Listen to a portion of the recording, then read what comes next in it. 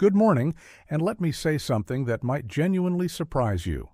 The medical establishment has spent decades telling seniors to slow down, take it easy, and accept the natural decline that comes with age. But what if I told you that some of the most groundbreaking longevity research of the last 10 years completely contradicts that advice? What of the things keeping you sharp, strong, and independent at 75, 80, even 85 years old are not the things your doctor mentioned at your last checkup, but simple daily habits that most people your age have quietly abandoned?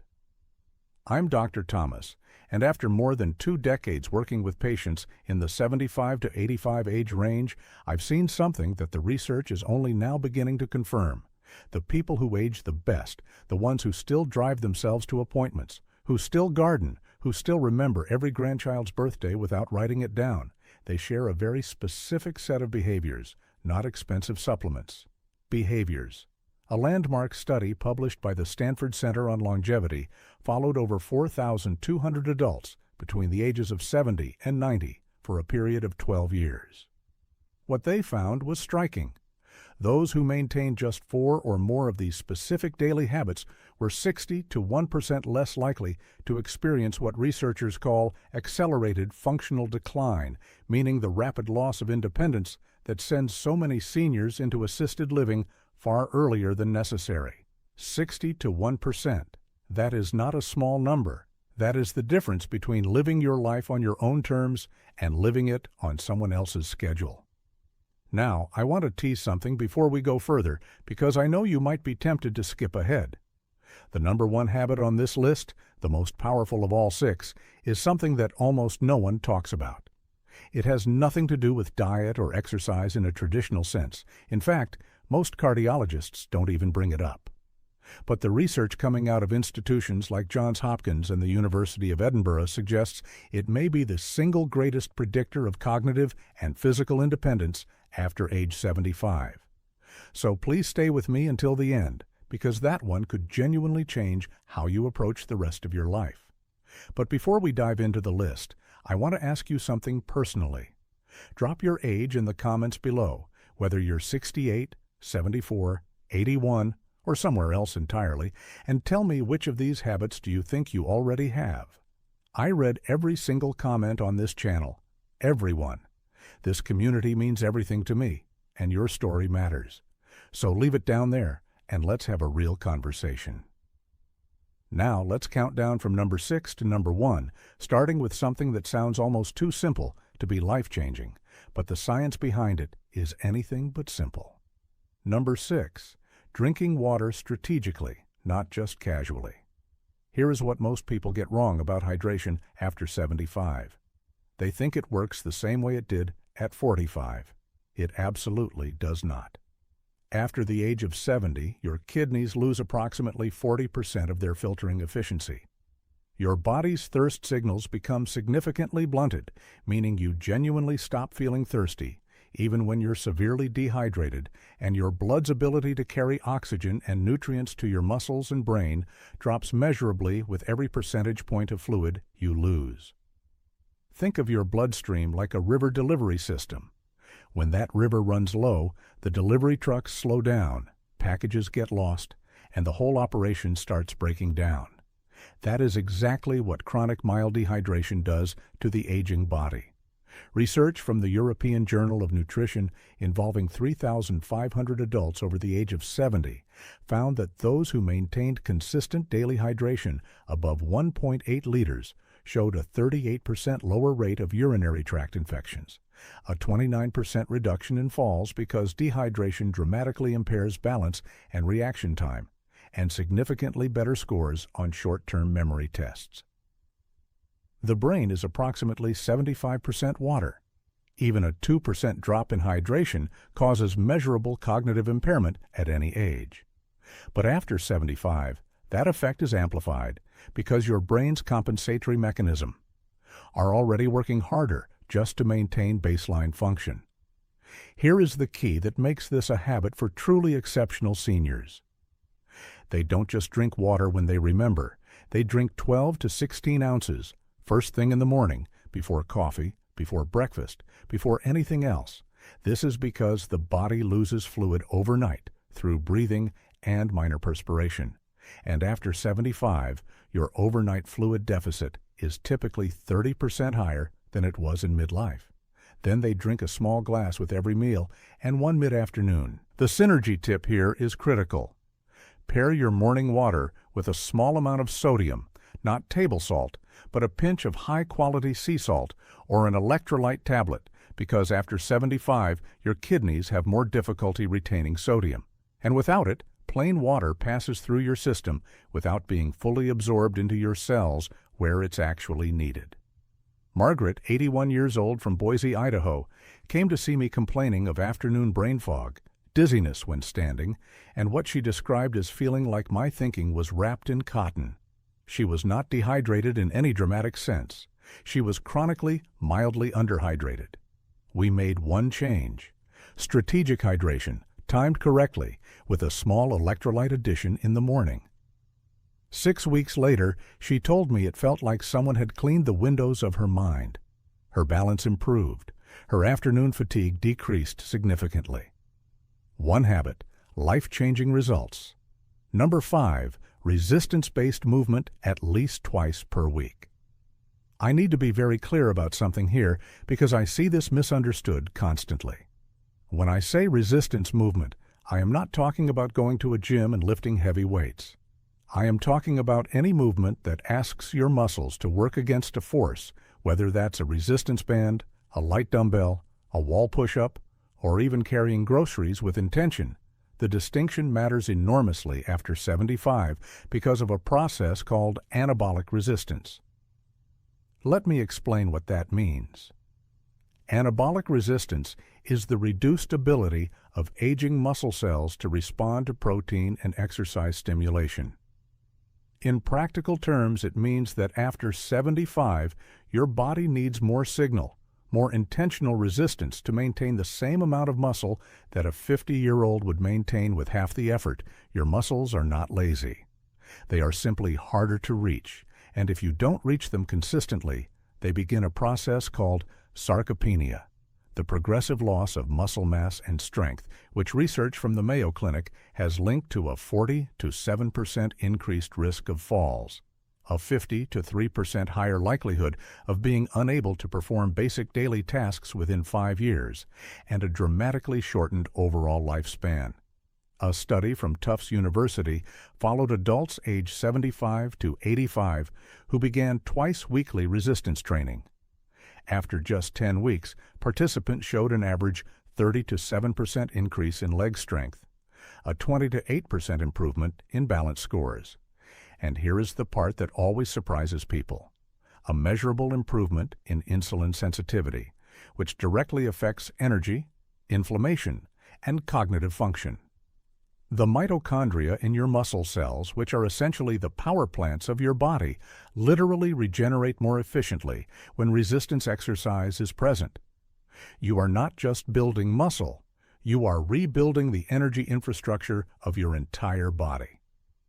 The practical prescription is simple: 2 to 3 sessions per week, 20 to 30 minutes each, focusing on the large muscle groups, legs, hips, and back.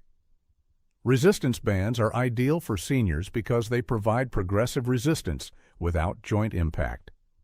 The synergy tip: perform your resistance session within 30 minutes of consuming 25 to 30 grams of protein, because after 75, the anabolic window, the period during which your muscles can most efficiently absorb protein for repair, is shorter and less forgiving than in younger adults.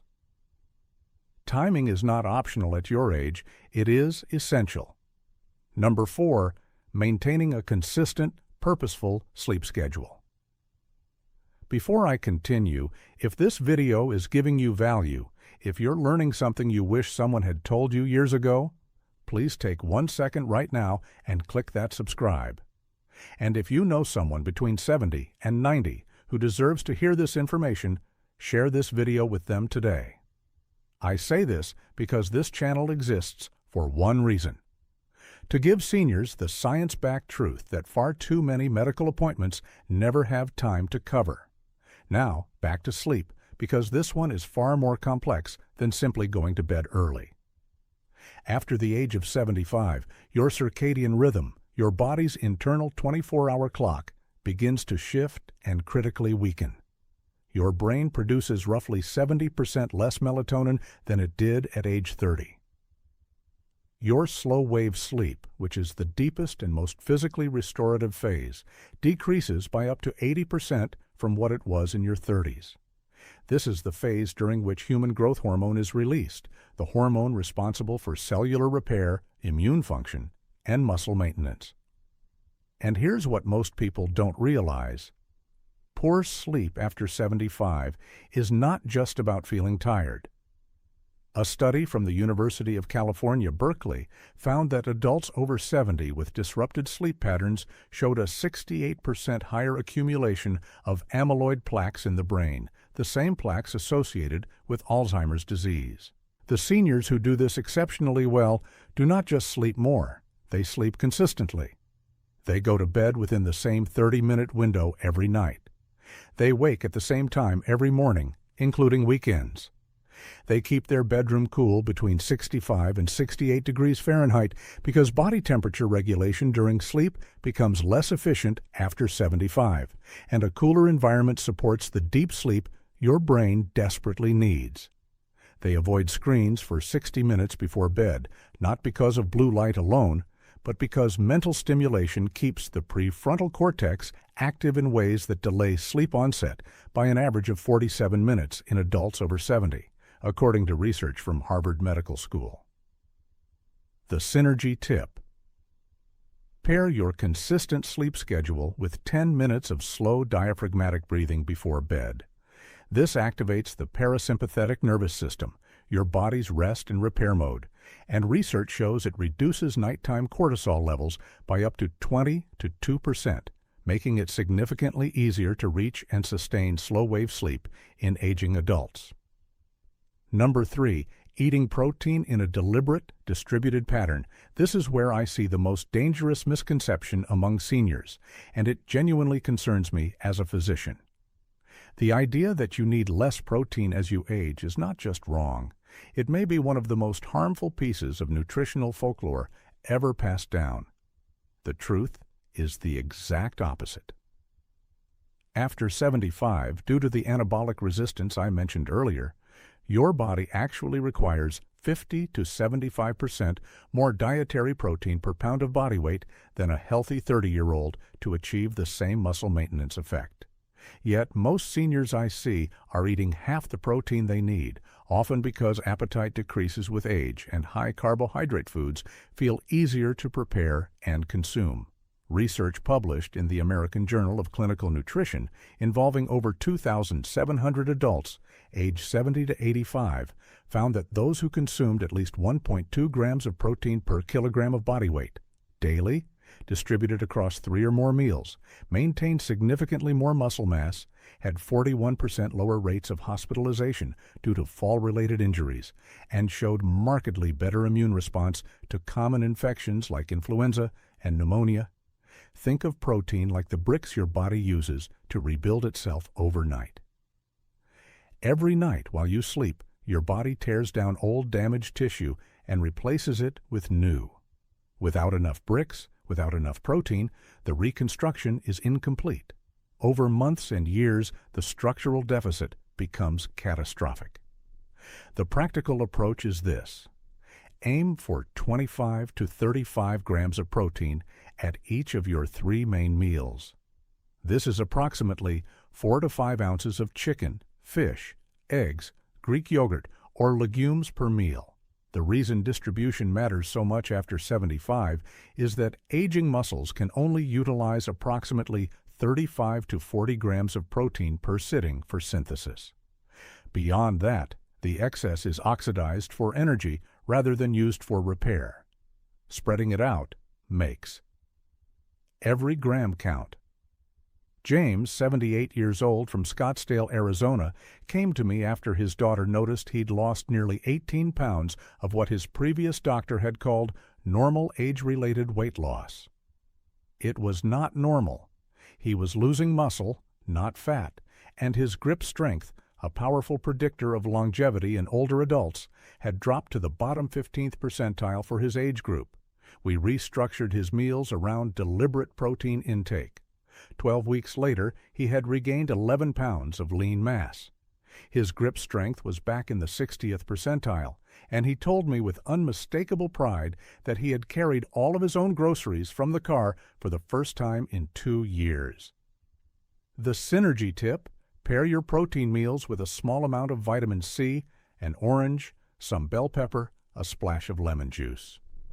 Because vitamin C is essential for collagen synthesis, which works in tandem with dietary protein to maintain not just muscle, but the connective tissue, joint cartilage, and skin integrity that collectively determine how well your body holds itself together after 75. Number 2, daily intentional social engagement. I told you earlier in this video that one of the top 2 items would surprise you. This is the one that surprises most people because it sounds too soft, too emotional to be a medical recommendation. But I want to be absolutely clear.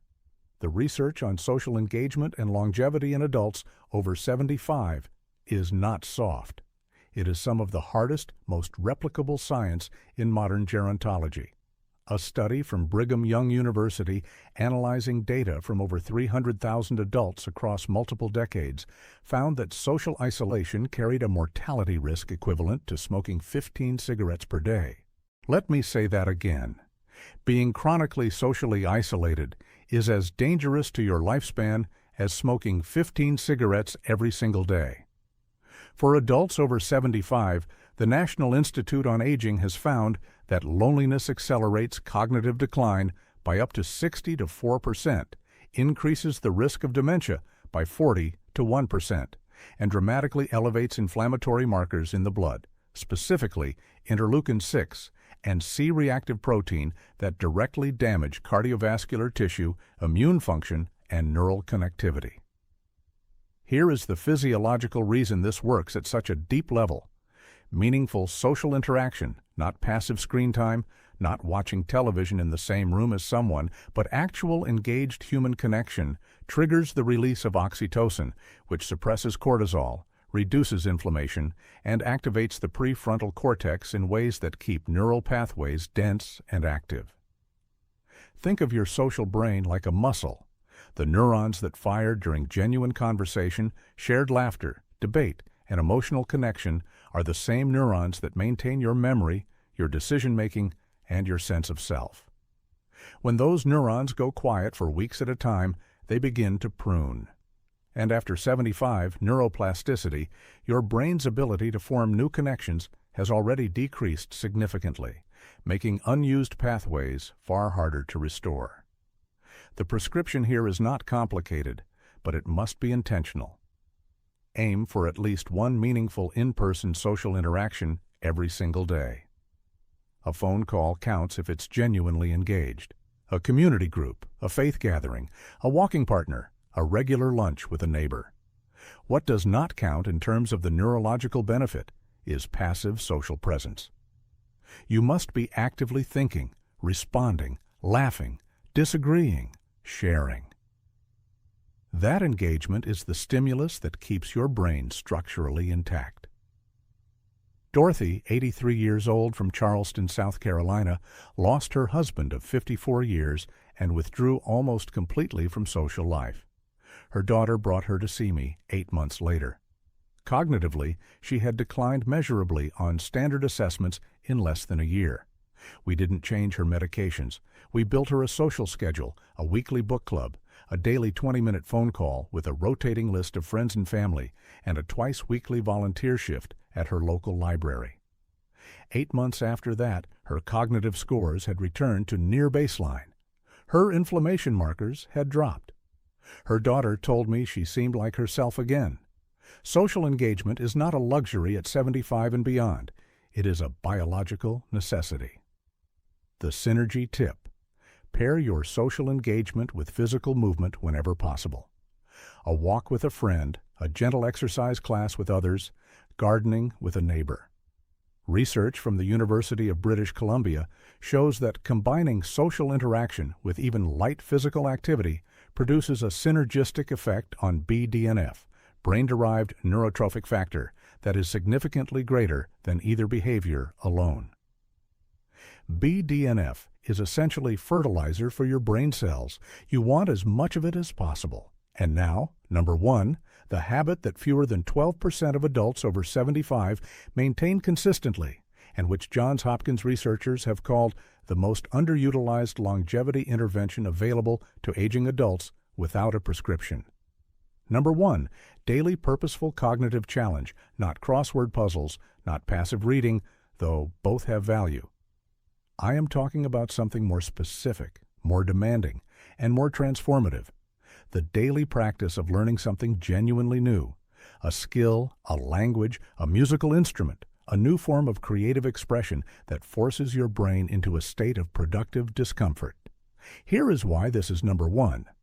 After the age of 75, your brain begins to preferentially rely on established neural pathways. It becomes extraordinarily efficient at doing familiar things and extraordinarily reluctant to build new ones. This is not a character flaw. It is a survival mechanism, an aging brain conserving metabolic energy by favoring the familiar. But here is the problem. This preference for the familiar is also the mechanism by which cognitive reserve is depleted.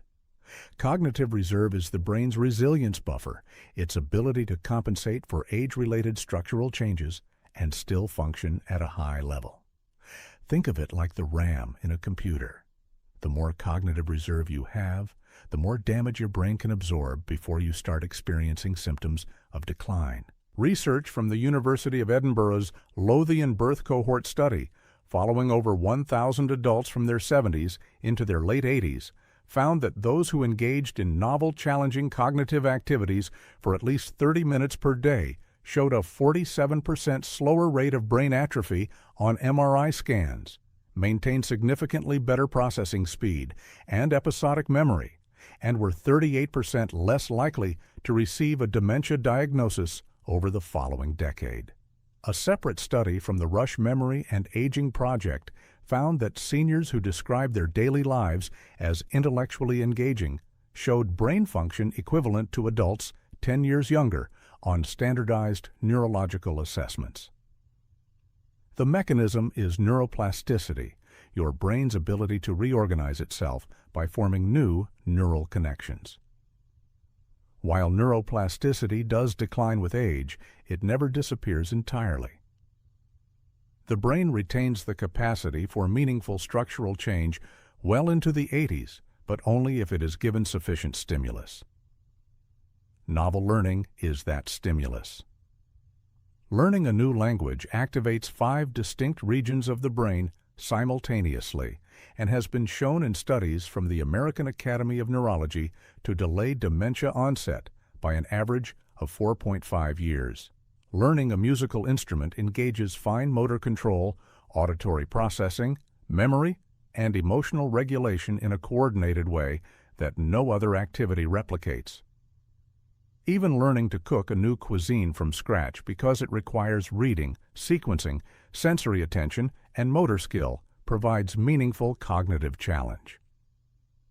The practical approach: choose one genuinely new skill every 3 to 4 months and spend at least 20 to 30 minutes per day actively learning it.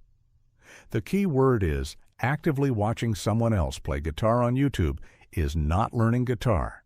Sitting with an instrument in your hands and struggling through a chord progression is the struggle. That productive discomfort is where the neurological benefit lives. It is the cognitive equivalent of resistance training. The resistance is the point. Robert, 79 years old from Portland, Oregon, retired from a 40-year career as a civil engineer and, by his own description, spent the first 3 years of retirement doing very little that truly challenged his mind. He came to see me after noticing increasing difficulty recalling names and following complex conversations. His MRI showed age-appropriate changes, nothing alarming, but his cognitive reserve scores were lower than I would have liked. I gave him one prescription: pick something he had always wanted to learn and do it every day. He chose oil painting, something he had never done in his life. He was terrible at first, and he will tell you that himself. 18 months later, he had completed 23 paintings, joined a local art group which addressed habit number 2 simultaneously, and his follow-up cognitive assessments showed improvement in 3 of 5 measured domains. Improvement, not maintenance. Improvement at 79.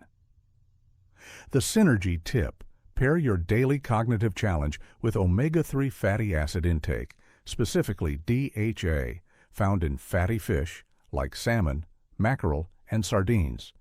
Or in high-quality fish oil supplements, DHA is the primary structural fat of brain cell membranes.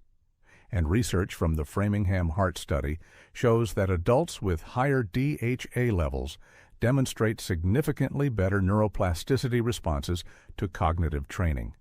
In other words, DHA helps your brain absorb the benefit of what you're learning. It is the fertilizer beneath the seed. All scientific references for everything discussed in this video are available in the description below. I encourage you to read them, share them with your doctor, and have an informed conversation about what is right for your specific situation. Now, let me close with something I say from the heart, because I have sat across from enough patients in the 75 to 85 age range to know that this period of life is too often treated as a countdown rather than a continuation. It is not.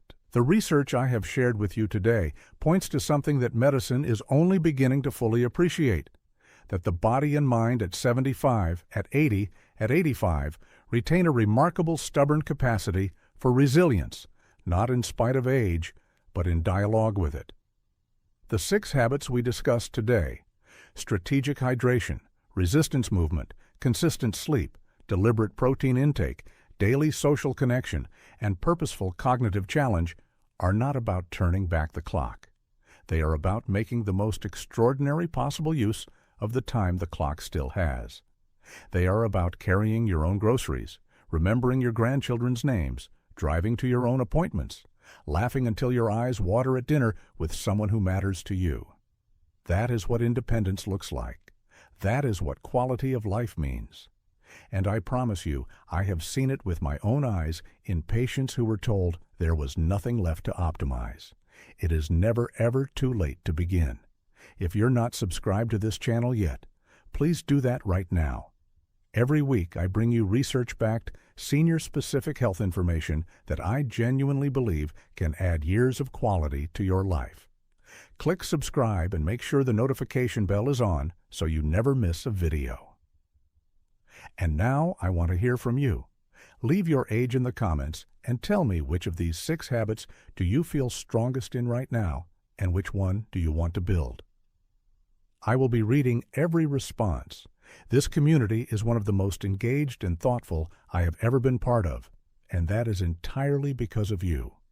I'll see you in the next one. Take good care of yourself, because you are worth the effort.